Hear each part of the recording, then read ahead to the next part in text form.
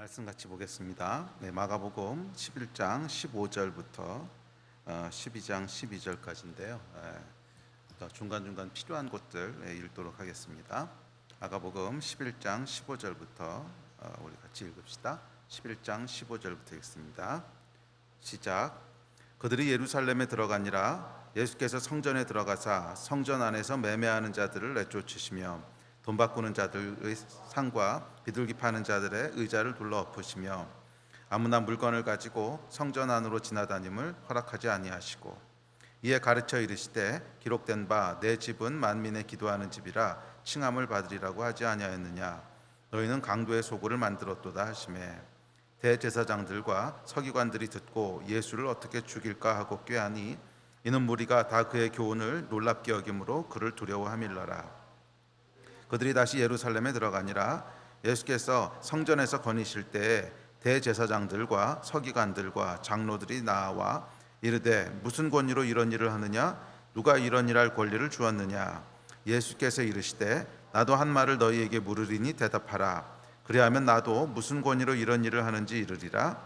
요한의 침례가 하늘로부터냐 사람으로부터냐? 내게 대답하라. 그들이 서로 의논하여 이르되 만일 하늘로부터라 하면 어찌하여 그를 믿지 아니하였느냐 할 것이니 그러면 사람으로부터라 할까 하였으나 모든 사람이 요한을 참 선지자로 여김으로 그들의 백성을 두려워하는지라. 이에 예수께 대답하여 이르되 우리가 알지 못하노라 하니 예수께서 이르시되 나도 무슨 권위로 이런 일을 하는지 너희에게 이르지 아니하리라 하시니라. 예수께서 비유로 그들에게 말씀하시되 한 사람이 포도원을 만들어 산울타리로 두르고 집자는 틀을 만들고 망대를 지어서 농부들에게 새로 주고 타국에 갔더니 농부들에게 포도원 소출 얼마를 받으려고 한 종을 보내니 그들이 종을 잡아 심히 때리고 거저 보내었거늘 다시 다른 종을 보내니 머리에 상처를 내고 능욕하였거늘 또 다른 종을 보내니 그들이 그를 죽이고 또 그 외 많은 종들도 더러는 때리고 더러는 죽인지라. 이제 한 사람이 남았으니 곧 그가 사랑하는 아들이라. 최후로 이를 보내며 이르되 내 아들은 존대하리라 하였더니 그 농부들이 서로 말하되 이는 상속자니 자 죽이자. 그러면 그 유산이 우리 것이 되리라 하고 이에 잡아 죽여 포도원 밖에 내던졌느니라. 어떻게 하겠느냐? 와서 그 농부들을 진멸하고 포도원을 다른 사람들에게 주리라. 너희가 성경에 건축자들이 버린 돌이 머릿돌이 되었나니 이것은 주로 말미암아 된 것이요 우리 눈에 놀랍도다 함을 읽어보지도 못하였느냐 하시니라. 그들이 예수의 이 비유가 자기들을 가르쳐 말씀하신 줄 알고 잡고자 하되 무리를 두려워하여 예수를 두고 가니라. 아멘. 마가복음 11장을 살펴보고 있습니다. 마가복음 11장은 예수께서 예루살렘 성에 입성하셔서 행하셨던 한 서너 가지 사건을 기록하고 있습니다. 그 사건에 대해서 우리 지난주부터 살펴봤는데요. 10장에서 마가복음 10장에서 예수께서 나귀를 타고 입성하시고 그리고 나서 11장에는 왕이 한 성에 입성하시면 어떤 일이 벌어지는가 하는 것을 통해서 왕이신 예수께서 우리 인생 가운데 들어오시면 어떤 일이 일어나는가 하는 메시지를 우리에게 전달해 주고 있습니다. 첫 번째로 행하셨던 일은 지난주에 살펴봤던 무화과나무 사건이었습니다. 무화과나무 예수께서 배가 고프신데 그래서 무화과나무 열매를 드실 수 있나 해서 가봤더니 열매가 하나도 없었지요. 근데 무화과나무의 때가 아니었습니다. 무화과를 열매가 맺을 때가 아니었어요. 그런데 예수께서 그 나무를 저주하십니다. 이 이야기를 통해서 예수께서 입성하시면 일어나는 가장 크고 근본적인 변화가 있는데 그것은 옛 질서가 무너지고 새 질서가 세워지는 것이다 하는 것을 살펴봤습니다. 그 예수께서 들어오시기 전까지 성은 예루살렘 성은 또 우리 인생은 나름대로의 권위와 질서들이 있습니다. 내가 살아왔던 자연스러운 삶의 질서들이 있고 자연스러운 삶의 패턴들이 있습니다. 그것은 뭐 자연의 법칙일 수도 있고 또 내가 옳다고 생각하는 신념일 수도 있습니다. 자, 그런데 예수께서 들어오시면 이 옛 질서들을 다 무너뜨리십니다. 옛 질서들을 다 무너뜨리시고 예수께서 새로운 질서를 정하십니다. 그것이 예수께서 들어오시면 일어나는 첫 번째 현상입니다. 저와 여러분의 인생 가운데도 예수께서 입성하셔서 들어오셨다면 저는 이 변화가 일어났을 줄 믿습니다. 우리가 자연스럽다고 생각했던 것들, 우리가 옳다고 생각했던 일들을 예수께서 다 그 옛 질서들을 허물어뜨리시고 예수께서 말씀을 선포하심으로 새로운 질서를 세워가십니다. 그런데 이 새로운 질서의 기준은 뭐냐면 예수 그리스도이십니다. 무엇이 의고 무엇이 불의인가? 의는 예수께 이로운 것이 의고 예수께 해로운 것이 불의입니다. 무엇이 선이고 무엇이 악인가? 예수를 이롭게 하는 것이 선이고 예수를 해롭게 하는 것이 악입니다. 예수께서 세우신 새로운 질서의 핵심입니다. 선과 악, 의와 불의를 가르는 기준은 예수 그리스도시라는 거예요. 의와 불의를 가르는 기준은 공평도 아니고 평등도 아니고 자유도 아니고 예수 그리스도라고 하는 한 분 인격이시라는 거예요. 그분이 의다라고 말하는 것이 의고 그분이 불이다라고 말하는 것이 불의입니다. 왜냐하면 그분은 창조주이시기 때문에 그렇습니다. 만약 예수가 창조주가 아니시라면 절대로 기준이 되실 수가 없습니다. 기준이 되셔서는 안 됩니다. 만약 예수 그리스도 외에 다른 어떤 존재가 모든 의와 불의를 가르는 기준은 나야 라고 이야기한다면 그 사람은 미친 사람이든지 아니면 독재자일 것입니다. 그러나 예수께서는 다르십니다. 왜냐하면 예수께서는 창조주이세요. 모든 만물을 창조하시고 그 만물 가운데 질서를 정하신 분이십니다. 그래서 예수께서는 기준이 되실 수 있습니다. 아니, 기준이 되셔야만 합니다. 질서를 정하신 분이 기준이 되지 않으신다면 세상은 아무 질서 없는 케이오스가 돼버릴 거예요. 예수께서는 인류의 스승이나 평범한 어떤 선지자가 아니라 우주를 창조하신 창조주 하나님이십니다. 그래서 예수께서는 그 모든 기준을 자기 자신으로 정하셨어요. 예수께서 옳다 하는 것이 옳은 것이고 예수께서 그르다 하는 것이 그른 것입니다. 선과 악을 가르는 모든 기준은 예수 그리스도 한 분이신 줄 믿습니다. 무화과나무 이야기를 통해서 이 기준을 우리에게 전해주고 계십니다. 그리고 이 예수를 이롭게 하는, 예수를 흥하게 하는 이 예수의 기준을 따라갈 때 결국 인류는 보편적인 선에도 이룰 수 있어요. 사람들은 보편적인 선이 따로 있다고 믿는데 그렇지 않습니다. 인류의 역사와 또 우리의 경험에 비춰보면 사람들이 의라고 생각했던 것들이 나중에 가보면 불의로 끝나는 경우도 있고, 또 어떤 것은 틀린 것, 잘못된 것이라고 생각했는데 가보면 옳은 것이 되는 경우도 있고, 우리는 무엇이 의고 무엇이 불인지 모릅니다. 그래서 세옹지마라는 말이 나왔죠. 인간은 아무리 지혜로운 척해도 결국 무엇이 궁극적인 의인지를 알 수 없는 존재입니다. 오로지 의에 이를 수 있는 유일한 길은 창조주이신 그분 예수 그리스도를 따라가는 길밖에 없어요. 그래서 예수를 이롭게 하는 이 기준을 따라갈 때 결국 궁극적으로 우리는 보편적인 선에 이르게 될 수 있을 줄 믿습니다. 자, 지난주까지 살펴봤던 이야기입니다. 자, 오늘은 그에 이어서 이제 두 번째, 세 번째 사건을 살펴보려고 합니다. 자, 이 두 번째, 세 번째 사건도 모두 다 권위와 그 권위 때문에 일어나는 충돌에 대한 이야기들입니다. 자, 두 번째 사건은 여러분들이 잘 아시는 성전 청결 사건입니다. 성전 안에서 장사하던 자들과, 또 세 번째 사건은 대제사장들과 서기관들이 찾아와서 예수님과 권위에 대한 이야기를 가지고 논쟁을 벌이는 사건입니다. 왕께서 임하시면 반드시 일어나는 현상이 있는데 그것은 왕 없이 자기 마음대로 자기가 원하는 대로 살아가던 그 사람들과 충돌을 일으키는 거예요. 우리의 삶도 마찬가지입니다. 예수께서 임하시기 전까지 우리가 살아왔던 옛 삶의 패턴들이 있습니다. 옛 삶의 기준들이 있고 옛 삶의 가치관들이 있습니다. 왕께서 우리 인생 가운데 들어오셔서, 내 삶 가운데 들어오셔서 내가 거듭난 그리스도인이 되는 순간 우리 안에 충돌이 일어나게 되어 있습니다. 나의 옛 사람과 새 사람 가운데 충돌이 일어납니다. 예수께서 우리에게 말씀하시고 선포하시는 새로운 삶의 권위와 질서들과 우리가 예전에 내가 원하는 대로, 내가 생각하는 대로, 내가 옳다고 믿는 대로 마음대로 살아왔던 그 삶 사이에, 옛 권위 사이에 충돌이 일어나게 됩니다. 충돌이 일어나게 됩니다. 왕이 오시기 전까지 내 나름대로 살아왔던 권위와 질서, 내가 생각하는 진리, 또 내가 살아가는 법, 그것들과 왕께서 오셔서 새롭게 세우시는 진리, 새롭게 세우시는 삶의 질서들 사이에 충돌이 일어나게 되어 있습니다. 왕이 오기 전까지는 나한테 이래라 저래라 하는 존재 없었습니다. 왕 없이 사는, 아니 사실은 내가 왕이 된 거죠. 내가 내 삶에 왕이 되어서 살아가던 그런 존재였습니다. 그런데 이제 그 인생 가운데 진짜 왕께서 들어오신 거예요. 진짜 왕께서 들어오신 거예요. 그래서 왕의 새로운 명령과 새로운 법도들을 선포하십니다. 당연히 충돌이 일어나죠. 자, 오늘 본문에 등장하는 이 두 가지 사건은 이 충돌에 대한 이야기를 더 깊게 다루고 있습니다. 자, 첫 번째 사건부터 살펴봅시다. 예루살렘에 입성하신 예수께서 가장 먼저 들리신 곳이 여러분 어디였습니까? 오늘 본문에 기록되어 있죠. 성전이었습니다. 성전. 예루살렘에 들어오신 예수님께서 하루를 쉬시고 가장 먼저 들리신 곳은 성전이었습니다. 그런데 성전에 들어가 보니까 이런 일이 벌어지고 있습니다. 15절입니다. 우리 다시 한번 읽읍시다. 시작.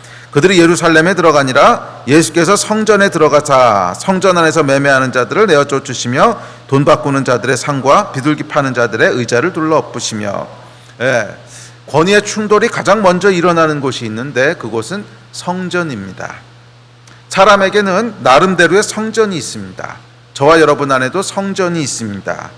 이 성전은 인간의 영이 있는 곳으로 사실은 하나님이 거하시기 위해서 마련해 두신 장소라고 성경은 얘기합니다. 성경 같이 읽어봅시다. 시작. 너희는 너희가 하나님의 성전인 것과 하나님의 성령이 너희 안에 계시는 것을 알지 못하느냐. 우리가 성전이래요. 우리 안 깊은 곳에 보면 성전은 하나님이 거하시는 곳이지요. 우리 안 깊은 곳에 보면 하나님이 거하시기 위해서 마련해 두신 곳이 있다는 거예요. 그것을 우리는 영이라고 부릅니다. 우리 안에 영이 있고 그 영 안에 성령, 하나님의 영께서 거하신다는 거예요. 원래 인간을 그렇게 만드셨다는 거예요. 그래서 각 사람 안에는 성전이 있습니다. 영이 거하는 곳이 있습니다. 그리고 그곳은 하나님이 거하시기 위해서 창조하신 것입니다. 이 영이 거하는 성전은 한 사람의 존재를 규정하는 인간의 가장 깊고 근원적인 곳입니다. 제가 고린도전서 강의할 때 금요 예배 때도 얘기했지만 이 영이 존재를 규정하는 방식이 있습니다. 영이 존재를 결정하는 방식이 있는데 그것은 갈망을 통해서 시작된다고 얘기했습니다. 기억하십니까? 영은 갈망입니다.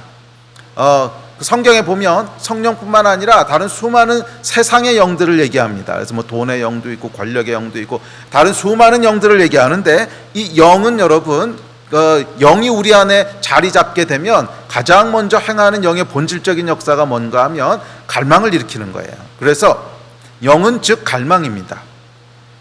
그 갈망이 왜 일어나는지는 설명이 잘 안 돼요. 그냥 그게 영의 본능이에요. 수학에도 보면 쭉 논리적으로 설명하다가 마지막에 설명할 수 없는 것을 공리라고 부릅니다. 더 이상은 뭐 따질 수 없는 거야. 그냥 그렇게 정한 거야. 그냥 그게 본질적인 거야. 그와 마찬가지로 영이라고 하는 것은 갈망의 본질이에요. 그래서 왜 그런 갈망이 일어나는데 그건 더 이상 설명이 안 돼요. 그래서 저희가 정말 이해할 수 없고 정말 설명할 수 없는 현상을 봤을 때 야, 저거는 영인 것 같아, 이렇게 얘기를 합니다. 뭐 예를 들어서 이단에 빠진 사람이라든지 아니면 김일성을 숭배하는 북한 공산주의라든지 그런 것들 보면 이 밖에서 보는 사람들은 도무지 이해가 안 돼요. 저 사람들 왜 저러고 있는 거지? 저게 무슨 의미가 있다고 저걸 갈망하고 있는 거지? 도저히 이해할 수 없어요. 그런데 그 안에 들어가 보면 그것이 절대적인 어떤 가치를 가지고 있어요. 왜냐하면 영이기 때문에 그래요. 영은 설명할 수 있는 것이 아니에요. 그냥 어떤 갈망을 주는 것, 그것이 인간의 삶을 시작하게 하는 거예요. 이 이야기를 뒤집어 생각해 보십시오. 아무런 갈망이 없는 인간, 아무것도 갈망하는 것이 없는 인간이 있다면 그 사람의 삶이 과연 영이 될 수 있을까? 아니 여러분, 영이 될 수 없어요. 인간을 움직이게 하고 살아가게 하고 뭔가를 행하게 하는 동기는 무언가를 향한 갈망이에요. 그래서 인간의 가장 본질적인 면은 갈망입니다. 영은 갈망을 일으키는 것이에요. 영은 갈망을 일으키는, 무언가를 향한 갈망을 일으킵니다. 그리고 한 인간의 인생은 그 갈망을 쫓고 추구하고 이루며 살아가게 됩니다. 예를 들어서 돈에 대한 갈망을 일으키는 영이다. 돈에 대한 갈망을 일으키는 영이다. 그러면 그 사람의 인생은 돈을 쫓고 돈을 추구하고 돈을 벌어서 행복하고 돈을 잃으면 슬퍼하고 그렇게 이루어집니다. 또한 영이 성공을 갈망하게 하는 영이다. 그러면 그 사람의 인생은 성공을 쫓고 성공을 추구하고 성공을 즐거워하고 실패하면 슬퍼하고 하는 그런 삶을 살게 됩니다. 결국 한 사람이 어떤 인생을 살 것인가 하는 것을 규정하고 결정하는 것은 영이라는 거예요. 우리 안에 있는 성전이라는 거예요. 성전은 그 안에 있는 영, 갈망을 통해서 나는 왜 사는가? 무엇을 위해서 사는가? 나를 행복하게 하는 것은 무엇인가? 이런 것과 같은 삶의 가장 근본적인 의미와 방향을 결정하게 하는 곳입니다. 성전은 근원적인 갈망이 거하는 것입니다.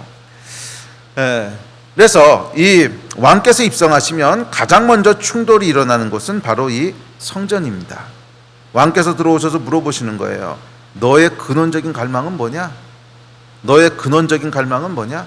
너를 살아가게 하고 움직이게 하고 무언가를 추구하게 하고 무언가를 이루어가게 하는 근원적인 갈망은 뭐야? 너는 무엇을 위해 사는 존재고 너는 무엇을 행복이라고 생각하고 너는 무엇에 만족을 얻는 거야? 이것을 물어보시는 거예요. 기억하십시오. 왕께서 입성하시면 가장 먼저 충돌이 일어난 곳은 이 성전입니다. 구체적인 삶의 현장들 이전에 이 성전에서 먼저 충돌이 일어나는 거예요. 35년 전에 제 인생 가운데 예수께서 들어오셨습니다. 고성준이라고 하는 성 가운데로 예수께서 입성하여 들어오셨습니다. 그 전까지 제 성전 안에 거하던 갈망은 좋은 대학, 성공적인 학자라고 하는 그런 영이 자리 잡고 있었어요. 저는 어렸을 때부터 그냥 공부를 잘하는 사람이 됐으면 좋겠고 유능한 학자가 됐으면 좋겠고 세계적인 과학자가 됐으면 좋겠고 그 갈망이 늘 제 안에 있었어요. 아마 그게 제 안에 있던 제 성전 안에 있던 근원적인 갈망이었던 것 같아요. 물론 교회는 다니고 있었습니다. 그렇지만 제 삶의 목표는 좋은 대학을 가는 것이고 또 학자로서 성공하는 것이었습니다. 기도도 했습니다. 좋은 대학 가게 해달라고. 대학 가고 난 다음에도 기도했어요. 좋은 훌륭한 학자가 되게 해달라고, 공부 더 잘하게 해달라고. 그런데 대학교 1학년 때 제 삶 가운데 예수께서 들어오셨습니다. 제 성전에 예수께서 들어오셔서 거니셨습니다. 그리고 제일 먼저 했던 게 뭐냐면 제 안에 다른 갈망을 팔고 있던 장사치들을 다 둘러엎으시고 내어쫓으신 거예요. 제 안에서 다른 갈망들을 팔고 있던 매매하던 장사치들을 상을 뒤집어 엎으시고 다 내어쫓아 버리셨습니다. 물론 이 성공이라고 하는 다른 갈망을 팔고 있던 장사치들은 그 이후로도 호시탐탐 제 삶 가운데 다시 들어오려고, 호시탐탐 제 성전 가운데 다시 들어오려고 기회를 엿봤습니다. 그리고 그런 것들이 성공적으로 장사를 하는 것처럼 보였을 때도 있었어요. 그렇지만 35년 전에 제 안에 예수께서 들어오셨을 때 제 성전 안에는 근본적인 변화가 일어난 것은 사실이에요. 제 안에 갈망하는 것이 달라졌어요.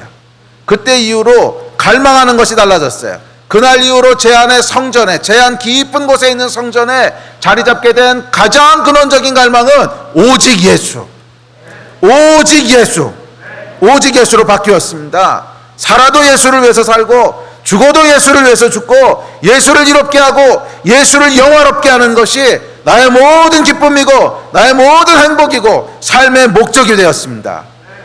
예수께서 제 성전 안에 들어오셨을 때 상을 뒤집어 엎으시고 다른 갈망을 팔던 장사치들을 다 내어쫓으시고 새롭게 심어놓으신 갈망이었습니다. 그래서 그날 이후로 저에게는 빌립보서 1장 20절 21절이 제 평생의 고백이 되었습니다. 우리 같이 한번 읽어볼까요? 시작.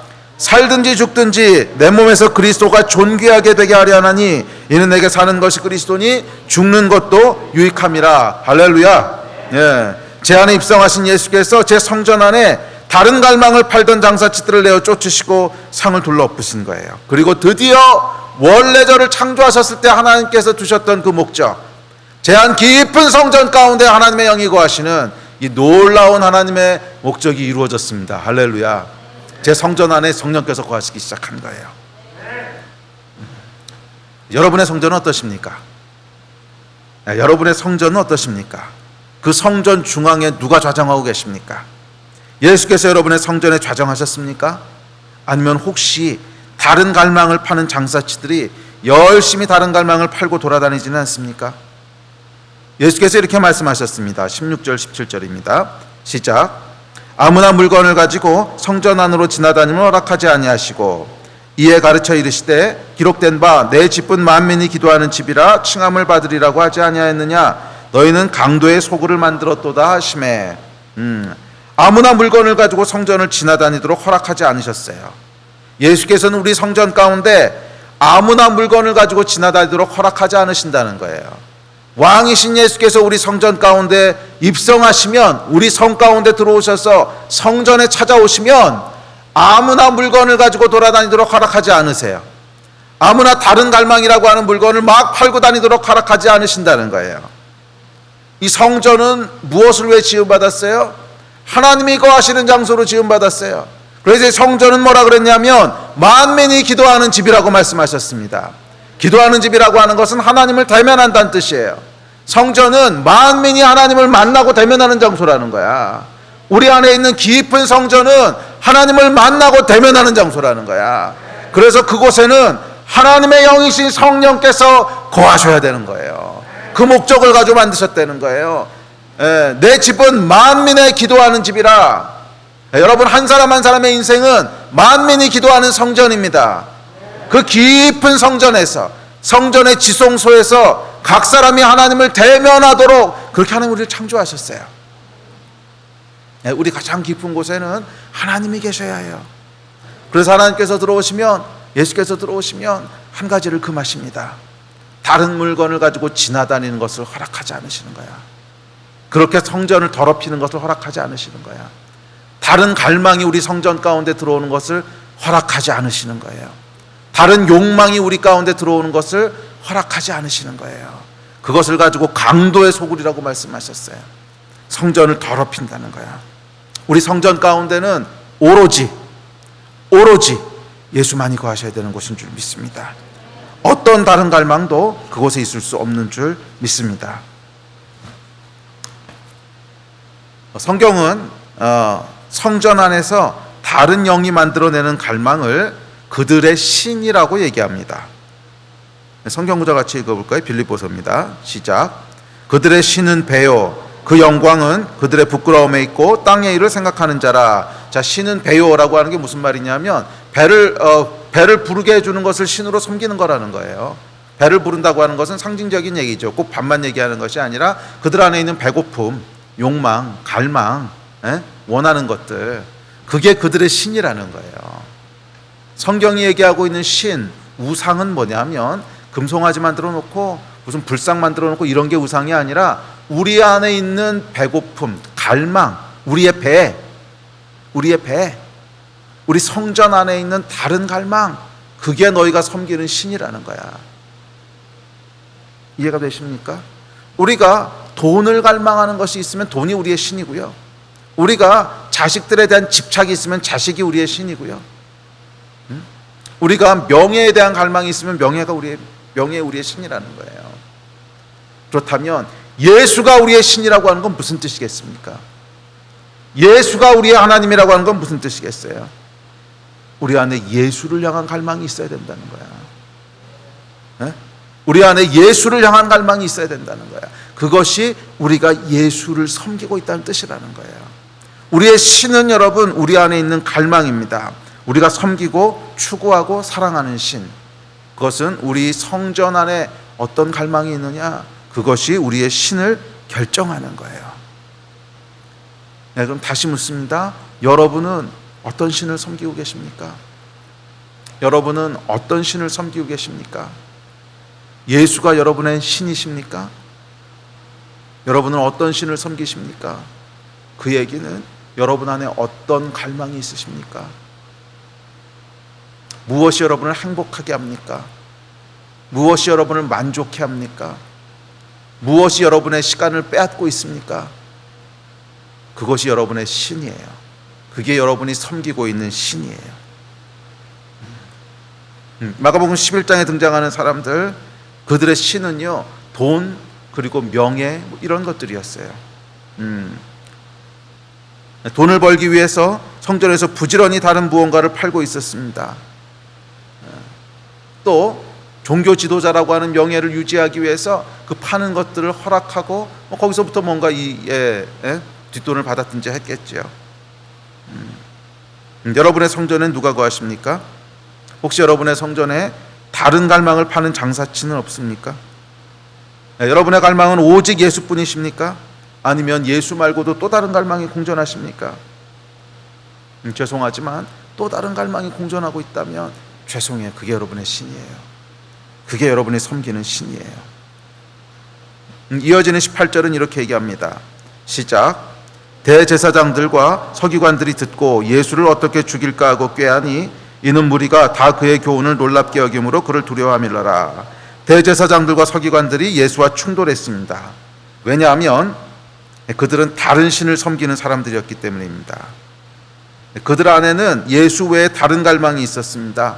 종교 지도자로서의 명예, 존중, 사람들의 인정, 이런 것들에 대한 갈망, 또 성전을 이용해 누리던 부를 향한 갈망, 그리고 이 다른 신이 결국 예수와 충돌했습니다. 당연하지 않습니까? 다른 신을 섬기는데 어떻게 예수와 충돌하지 않겠어요? 우리가 다른 신을 섬길 때 그것은 반드시 예수와 충돌하게 되어 있습니다. 그래서 이어지는 세 번째 사건입니다. 대제사장들과 서기관들이 다시 예수께 찾아옵니다. 27절, 28절입니다. 시작. 그들이 다시 예루살렘에 들어가니라. 예수께서 성전에서 거니실 때 대제사장들과 서기관들과 장로들이 나와 이르되 무슨 권위로 이런 일을 하느냐? 누가 이런 일할 권위를 주었느냐? 예수께 묻습니다. 무슨 권위로 이런 일을 하느냐? 누가 그 권위를 주었느냐? 이 대제사장들과 서기관들이 누리고 있던 옛 권위와 질서가 있었는데 너는 누구기에 지금 들어와서 우리 권위를 무너뜨리는 거냐? 이런 도전이지요. 충돌이 일어납니다. 그리고 이 충돌의 본질이 무엇인지에 대해서 이어지는 12장에서 예수께서 이렇게 설명하십니다. 우리가 읽었던 비유인데요. 비유 다시 한번 읽어봅시다. 시작. 예수께서 비유로 그들에게 말씀하시되 한 사람이 포도원을 만들어 산을 타리로 두르고 짚지 않은 틀을 만들고 망대를 지어서 농부들에게 새로 주고 타국에 갔더니 때가 이름에 농부들에게 포도원 소출 얼마를 받으려고 한 종을 보내니 그들이 종을 잡아 심히 때리고 거저 보내었거늘 다시 다른 종을 보내어 그의 머리에 상처를 내고 능욕하였거늘 또 다른 종을 보내니 그들이 그를 죽이고 또 그 외 많은 종들도 더러는 때리고 더러는 죽인지라.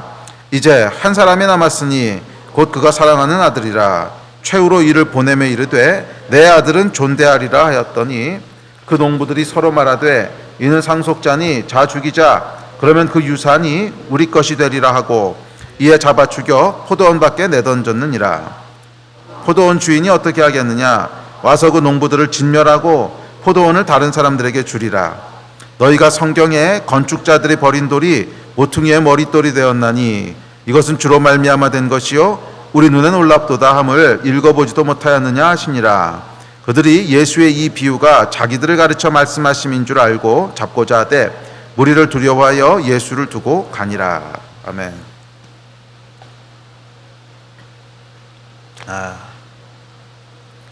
이 비유는 예수께 도전했던 대제사장들, 예수의 권위에 도전했던 대제사장들과 서기관들, 너희가 지금 뭐 하고 있는 건 줄 알아?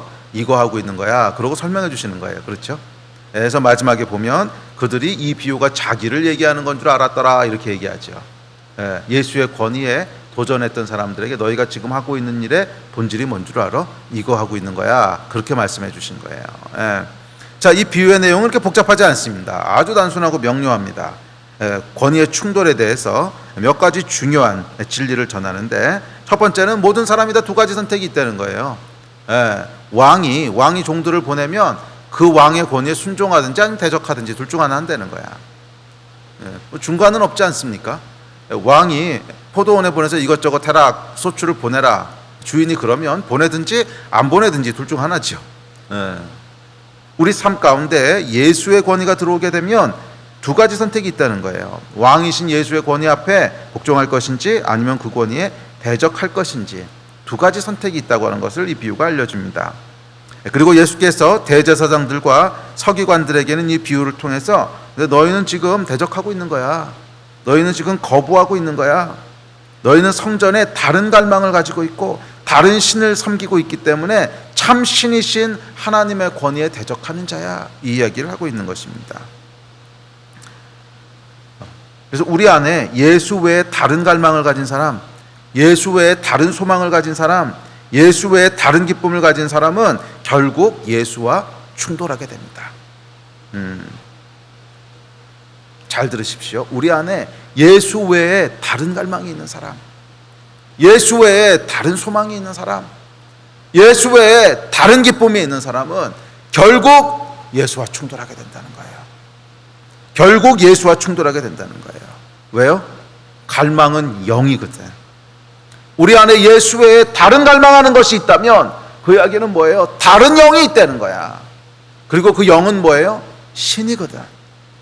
그러니까 참 신이신 하나님과 다른 신을 동시에 섬기는 건 불가능하다는 거야. 그래서 누구든지 그 안에, 그 성전 안에 예수 외에 다른 갈망이 있는 사람, 예수 이외에 다른 소망이 있는 사람, 예수 외에 다른 삶의 기쁨이 있는 사람은 결국 예수와 충돌하게 돼 있다는 거예요. 중간은 없다는 거예요. 오직 예수만이 나의 소망이시고, 예수만이 나의 기쁨이시고, 예수만이 나의 생명이시고, 이거든지 아니면 예수를 대적하든지 둘 중 하나라고 하는 것이 오늘 비유의 메시지입니다. 결국 충돌할 수밖에 예수와 충돌했던 사람들은, 여러분, 예수를 잡아 죽였던 사람들은 머리에 뿔 달린 사악하고 특별한 종자들이 아니었어요. 예수와 충돌했던 사람들, 예수를 잡아 죽였던 사람들은 그저 그들의 삶 속에서 자기 마음대로 하고 싶던 어떤 다른 일들이 있었던 것뿐이야. 머리에 뿔 달린 뭐 사악한 빌런들이 아니고 그냥 자기 삶 속에 주인이 뭐라고 얘기하는데 그거 말고 좀 내가 내 나름대로 하고 싶은 게 있어. 이게 있었던 사람들이에요. 그냥 주인이 이렇게 해라라고 얘기하는데 그거 말고 난 이거 해보고 싶어. 예수께서 이렇게 말씀하시는데 그거 말고 난 이 포도원은 내 마음대로 좀 해보고 싶어. 이 마음이 있었던 것뿐이라는 거야. 이게 시작이었다는 거야. 예수를 대적하게 되는 시작은, 여러분, 머리에 뿔 달린 사악한 마음을 품고 이런 게 아니야. 예수를 대적하게 되는 시작은 예수께서 하신 말씀 말고 다른 갈망들이 있는 거야. 이 성경에서 여러분, 포도원은, 특별히 유대인들에게 포도원은 삶의 유업, 기쁨, 소망, 삶의 터전, 내 인생, 이런 상징적인 의미를 갖고 있습니다.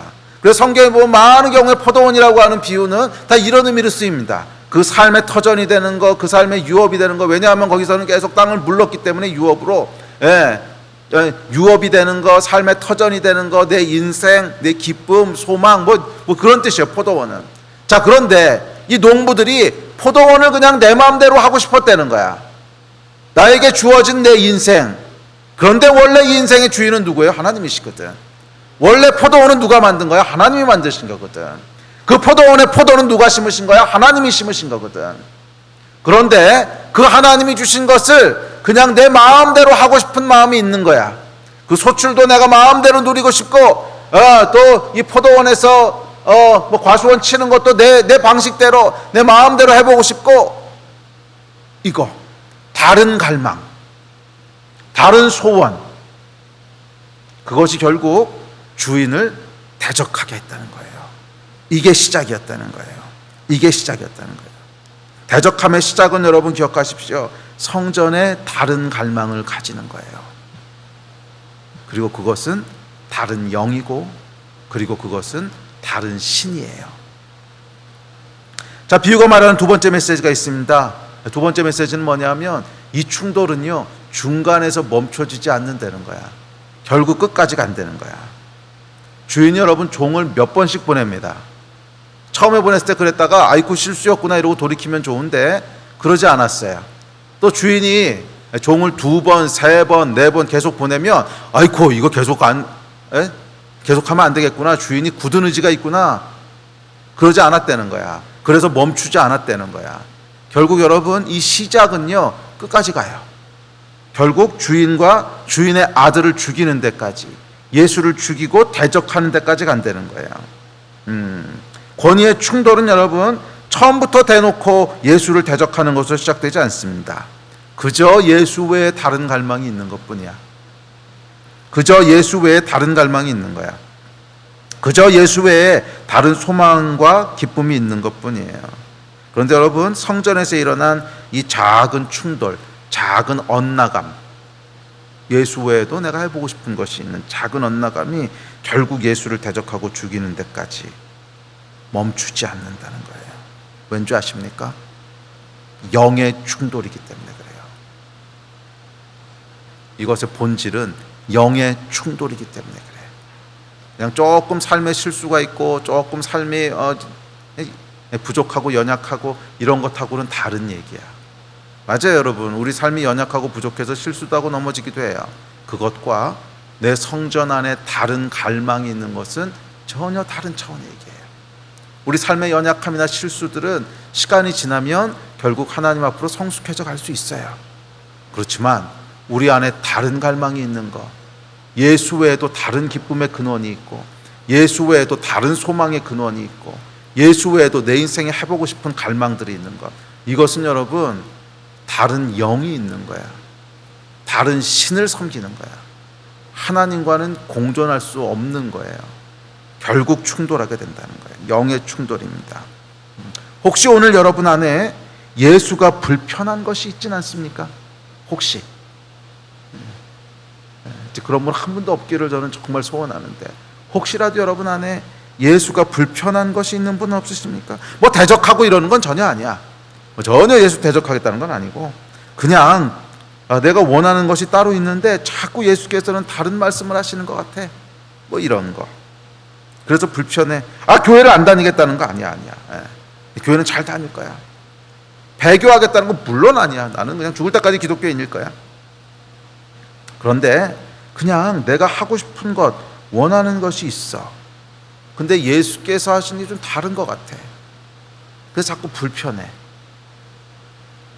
나는 목사님이나 또 우리 셀리더나 뭐 주변에 보는 열심히 있는 사람들처럼 오직 예수 외에는 아무것도 없어요. 난 그렇진 않은 것 같은데. 물론 예수가 옳은 것 같고 예수가 좋고 다 좋아. 나 예수 배격하고 뭐 예수 뭐 안티크리스천 이런 거 아니야. 다 좋은데 그렇다고 예수가 전부냐? 예수 외에는 없냐?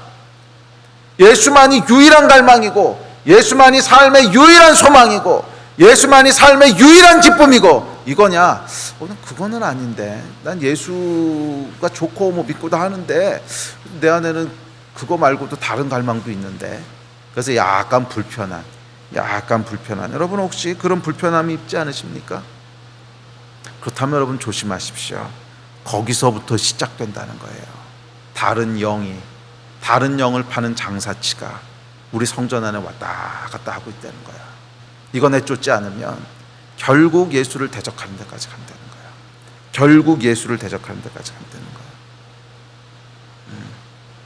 뭐 한 번 예수 믿고 거듭났다고 해서 너무 안심하지 마십시오. 저 대학교 1학년 때 이제 거듭나고 제 안에 하나님께서 임하셨고 정말 오직 예수밖에 없었어요. 그런데 이 장사치들은요 호시탐탐 기회를 못 봅니다. 제가 대학을 졸업할 때쯤 되니까 미래에 대한 걱정이 생기는 거야. 그래도 뭐 미래에 대한 대비는 해야 되지 않을까? 내 앞가림은 해야 되는 거 아니야? 그래서 그때부터 다른 갈망이 제 안에 들어오기 시작했어요. 한편에서는 염려고, 또 한편에서는 그래도 세상에서 뭔가를 원하는 것을 이루어 보겠다고. 제 안에 있는 갈망은 초지일관 똑같았거든. 뛰어난 학자가 되고 뭐 좋은 대학 교수가 되고 뭐 이런 거거든. 그게 은근 슬쩍 어느 순간에 들어와 있더라고. 잘 몰랐어요. 예수 안 믿겠다는 것도 아니고 뭐 교회 안 가겠다는 것도 아니고 전혀 아니었어. 난 예수 너무 사랑했고 뭐 교회도 매주 나가는 게 뭐 그러니까 일주일에요 7일을 교회를 나갔으니까. 그런데 대학교 4학년쯤 되니까 조금 줄여야 되지 않을까? 한 4일만 나갈까? 한 3일만 나갈까? 뭐 그렇게 시작된 거였어요. 그리고 2년이 지났는데 여러분, 제가 주일날도 교회 잘 안 나가게 되더라고. 주일날도 교회 잘 안 나가게 되더라고. 다른 갈망은 여러분 우리를 끝까지 끌고 갑니다. 끝까지. 중간에서 타협하지 않아요. 멈추지 않아요. 결국 예수를 떠나는 데까지, 결국 예수를 대적하는 데까지 그렇게 끌고 가요. 혹시 여러분 안에 불편함이 있으시다면, 예수 그리스도로 말미암은 작은 불편함, 난 오직 예수는 아닌데, 뭐 다른 것도 조금 있는데, 그런 불편함이 있다면 여러분 가볍게 보시면 안 됩니다. 결국 그 다른 갈망이 끝까지 갈 거예요. 왜? 영의 충돌이거든. 이것은 영이 충돌하는 거야. 내 안에 다른 신이 거하고 있기 때문에 그런 거예요. 셋째, 이 비유가 얘기하는 셋째는 그렇게 대적하는 자에겐 심판이 있다는 거예요. 9절에서 이렇게 얘기합니다. 시작. 포도원 주인이 어떻게 하겠느냐? 와서 그 농무들을 진멸하고 포도원을 다른 사람들에게 주리라. 내 안에 내가 하고 싶은 갈망이 좀 있다는데 그게 어쨌다고? 글쎄요, 뭐 어쨌다고는 모르겠는데 결국 심판이 있다는 거예요. 왜? 창조주를 대적하는 거거든. 창조주를 대적하는 거거든. 예수는 온 우주의 주인이시고 창조주이십니다. 만물이 그분께 속했고 우리의 인생 역시 그분 것입니다. 우리의 포도원은 그분 거라는 거예요. 그래서 예수께 대적하면 그 끝에 가면 심판이 있어요. 결국 심판에 이르게 됩니다. 죽음 이후에도 심판이 있습니다. 진멸한다 그랬어요. 죽음 이후에도 심판이 있지만 살아있는 동안에도 여러분 심판이 있는 거 아십니까? 포도원을 뺏어서 다른 사람들에게 줬대요. 이 포도원은 아까도 얘기했지만 하나님이 우리에게 베푸시는 모든 선한 것, 기쁨, 풍성함, 삶의 유업을 얘기하거든. 그런데 이 심판의 내용은 뭐냐면 우리 삶의 포도원을 빼앗긴다는 거예요. 하나님이 원래 우리에게 주시고자 계획했던 충만하고 풍성한 삶의 유업들, 그 삶이 누리고 기뻐할 만한 선물들, 복된 것들 다 준비하고 계셨는데 하나님을 대적하는 자는 그것을 다 놓쳐버리게 됩니다. 저는 여러분들이 이 심판에 이르지 않게 되기를 간절히 축복합니다. 우리 하나님은 여러분이 추구해서 얻으려고 하는 것과 비교할 수 없는 풍성한 것을 주시는 분이세요. 사실은 그래서 하나님 따라오라 그러는 거야. 예수를 갈망하는 자는, 오직 예수를 갈망하는 자는, 우리 지난주에 오직 예수를 이롭게 하는 자는 결국 보편적인 선에 이른다고 했는데 똑같습니다. 오직 예수를 소망하고 갈망하는 자는 보편적인 축복에 이르러요. 오직 예수를 갈망하고 추구하는 자는 예수께서 주시는 삶의 모든 풍성함들을 누리게 돼 있다는 거야. 포도원을 유업으로 주신다는 거예요. 그런데 예수 이외에 다른 선과 악의 기준을 추구하는 자들은 결국 그것이 선이 될지 의가 될지 아무도 몰라요. 오히려 불의한 것으로 끝나버리고, 마찬가지로 예수 이외에 다른 것들을 갈망했던 자들은 그래서 다른 복을 얻게 되느냐? 그렇지 않다는 거야. 오히려 포도원을 다 빼앗겨버리고 인생이 황폐해지는 거예요. 지혜로운 자들이 되시기를 축복합니다. 우리에게 포도원을 주실 수 있는 분, 우리에게 복을 주실 수 있는 분은 예수 그리스도밖에 없습니다. 그분이 우리의 창조주이시고 우리의 하나님이십니다. 심판에 관한 여러분 되지 않으시기를 예수의 이름으로 축복합니다. 그러면 우리 말씀을 마무리합시다. 예배팀 나오십시오.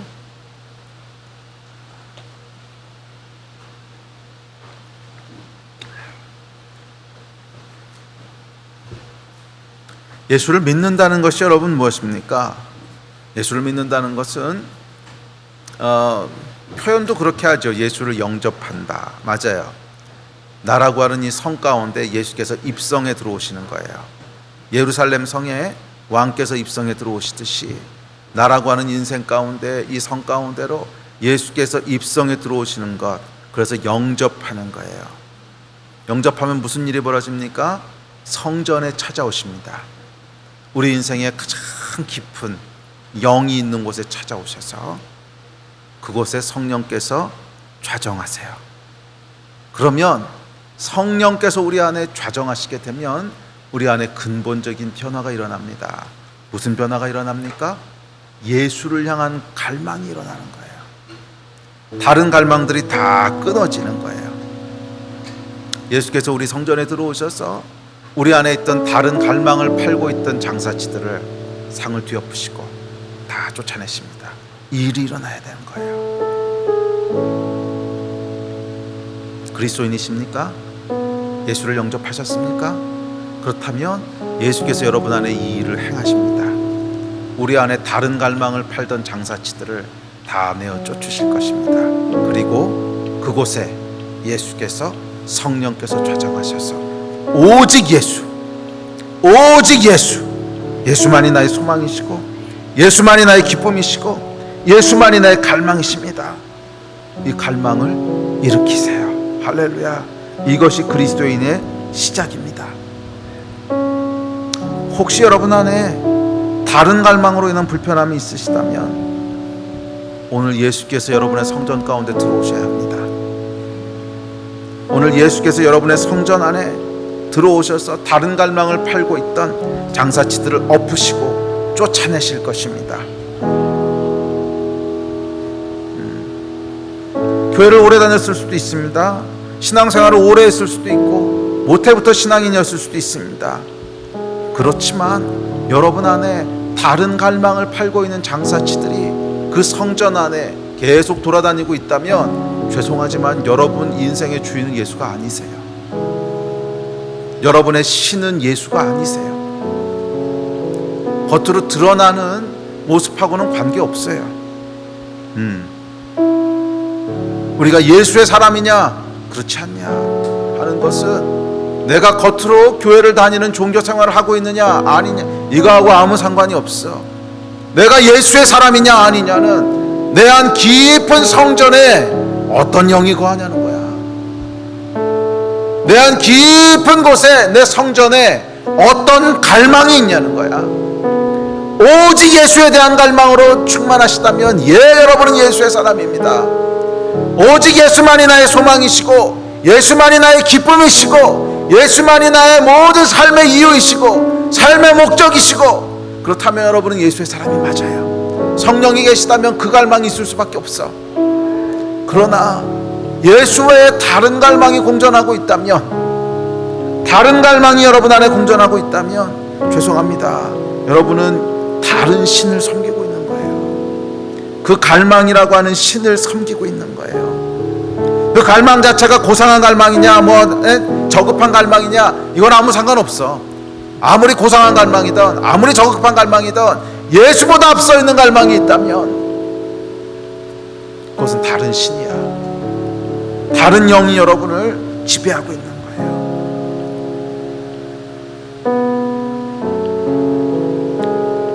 거예요. 예수의 사람들이 되시기를 주의 이름으로 축복합니다. 그렇다면 어떻게 예수의 사람이 될 수 있습니까? 두 가지를 하셨습니다. 성전 안에 장사치들을 내어 쫓으시고 그 성전에 거하시는 거예요. 우리 안에 있는 다른 갈망들은 여러분 예수께서 들어오셔서 그 갈망이 얼마나 헛된 것인지를 깨닫게 해주셔야 돼요. 아, 내가 추구했던 갈망들이 다 헛된 거였구나. 아, 이것이 쓸데없는 것들이었구나. 그것을 보여주시고 깨닫게 해주셔야 돼요. 그랬을 때 그 갈망들이 쫓겨나게 됩니다. 갈망이 힘을 잃게 됩니다. 그리고 우리 안 깊은 곳에 하나님의 영이신 성령께서 거하셔야 돼요. 제가 예수를 영접했을 때 제 안에 도저히 이성으로는 설명할 수 없는 일이 일어났어요. 그것은 하나님을 향한 갈망이었어.